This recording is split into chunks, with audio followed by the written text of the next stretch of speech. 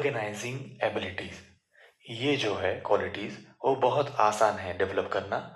हम जहाँ पे भी है, चाहे वो स्कूल हो, कॉलेजेस हो, यूनिवर्सिटी हो, हमारी कम्युनिटी हो, हमारी जो रेसिडेंस है वहाँ पे जितनी भी एक्टिविटीज़ होती हैं या फिर को करिकुलर एक्टिविटीज़ होती है, उसमें हमें एक्टिवली पार्टिसिपेट करना है। हमें अपने आप कंफर्ट जोन से बाहर आना है, हमारी टीम या ग्रुप को लीड करना है। तो धीरे धीरे हमारे में ऑर्गेनाइजिंग एबिलिटी डेवलप कर सकते हैं। अब हम बात करेंगे पावर ऑफ एक्सप्रेशंस, वो कैसे डेवलप करें।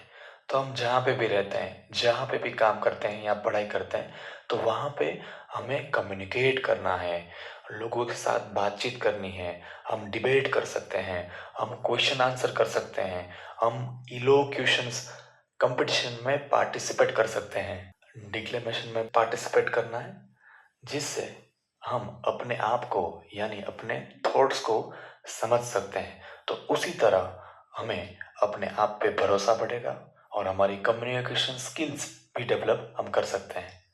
नेक्स्ट, सोशल एडेप्टेबिलिटी, जिसमें हमें जितना हो सके उतना लोगों के साथ इंटरैक्ट करना है, लोगों के साथ जुड़ना है, लोगों की भावनाओं को समझना है, लोगों को सोचने का तरीका जो है उसको समझने के बाद एज इट इज उसको एक्सेप्ट करने की कोशिश करनी है।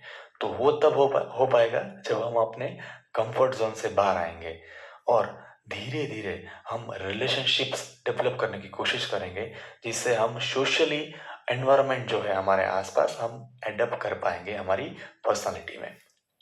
अब हम बात करेंगे कोऑपरेशन की, जिसमें हमें जितना हो सके उतना डिफरेंट एक्टिविटीज में पार्टिसिपेट करना है, हमारी टीम को हमें लीड करना है और हमें जो भी ऑब्जेक्टिव या मिशन स्टेटमेंट दिया गया है वो हमें विथ फुल डेडिकेशंस और सेल्फलेसनेस के साथ उसको पूरा करने की कोशिश करना है, जिससे हम शॉर्ट टाइम पीरियड में अपना डिजायर गोल स्टेटमेंट या मिशन स्टेटमेंट हम अचीव कर पाएंगे। अब बात करेंगे सेंस ऑफ रिस्पॉन्सिबिलिटी। ये जो क्वालिटीज हैं वो डेवलप करनी बहुत ही महत्वपूर्ण है।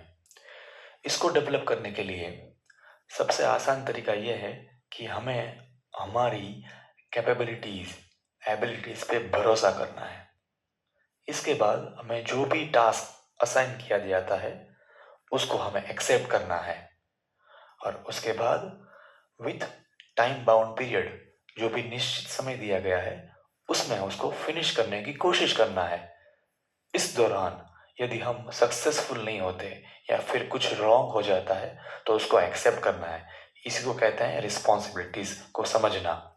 और ये क्वालिटीज डेवलप करने के लिए हमें वॉलंटियरिंग करना है। जहाँ पे भी हमें मौका मिले वहाँ पे आप वॉलंटियरिंग कीजिए, जिससे ये क्वालिटीज आप बहुत आसानी से डेवलप कर सकते हैं। अब हम बात करेंगे इनिशिएटिव की।